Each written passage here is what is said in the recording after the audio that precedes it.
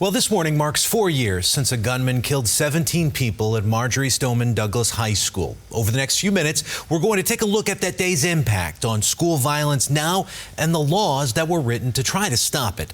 But let's start with how people will remember the tragedy today. Governor Ron DeSantis has ordered flags at all government buildings and other facilities to fly at half-staff. And the city of Parkland will have a ceremony this evening to remember the 17 people who were killed. In the 4 years since Parkland, states have passed more than 100 new laws to try to prevent violence in schools. Florida lawmakers have passed several, including a ban on bump stocks, raising the age requirement to buy a gun to 21 years old, and allowing police to take guns away from someone they believe may hurt themselves or someone else. Unfortunately, gun violence in schools has not slowed down, though. Fox 4's Calvin Lewis is live in the newsroom to talk about where the trends are right now. Calvin. Well, in the first half of this school year alone, between August 31st and December 31st, there were 136 cases of gun violence on school campuses. And that's according to a new report from gun control advocacy group Everytown for Gun Safety. Now, the group says that's 4 times the average number of cases for that time period. 96 were people shot and 26 people killed. Following the Parkland shooting in 2018, the state enacted an extreme risk law.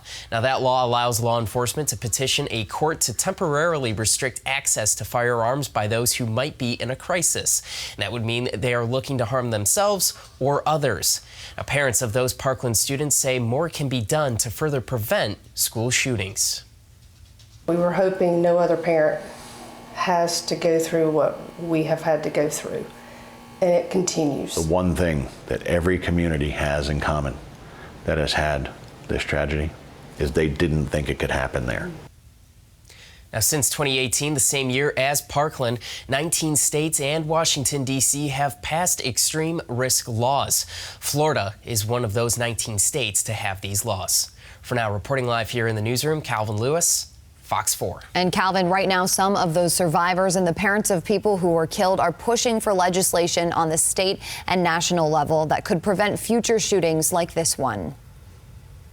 We need to secure our campus. We need to have better mental health screening and support programs. And finally, if you choose to own one, we need responsible firearms ownership. Advocates like Tony Montalto, who lost his 14-year-old daughter in the shooting, hope lawmakers will push House Bill 899 through this session. The bill would require Florida school districts to inform families about the mental health services available. This would include parents. Right now, Florida law only requires school districts to share those services with students.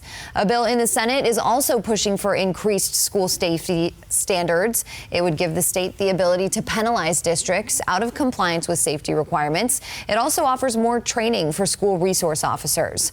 Right now, both bills have passed through one committee and are being reviewed by education subcommittees. Lawmakers have until March 11th to vote on these bills. Parkland shooter Nicholas Cruz will be sentenced in April for his crimes.